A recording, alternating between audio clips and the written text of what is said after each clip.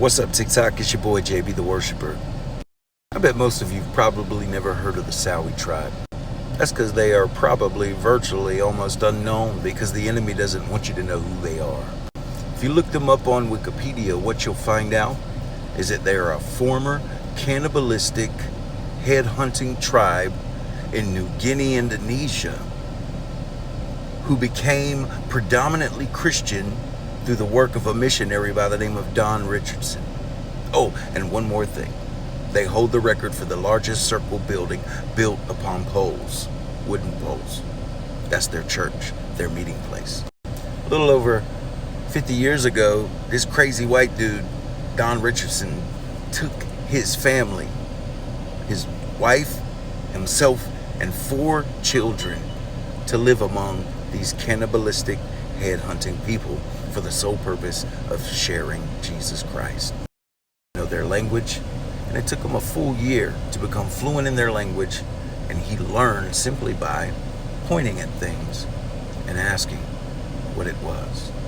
These were people he learned that valued treachery very much and betrayal very much, and they had 0 conflict resolution skills. When reading the Bible to them, they thought Judas was the hero. That's how treacherous they were. But God. Remember, I said Wikipedia told us that they are a predominantly Christian nation. That means something had to happen. The Sawi tribe were at war with 2 other tribes that lived near them. And one night, arrows began to fly past the missionary's home that he had built there to live among them.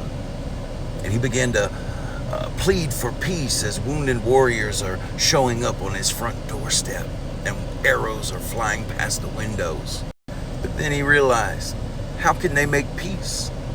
Not real peace, when they just know that their enemies are as treacherous as they are because they value this skill. Remember, but God.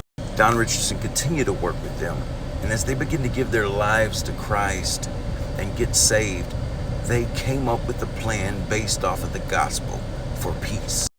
Sawi tribes sent their children to live amongst their enemy tribes, and the enemy tribes sent their children to live amongst the Sawi tribes.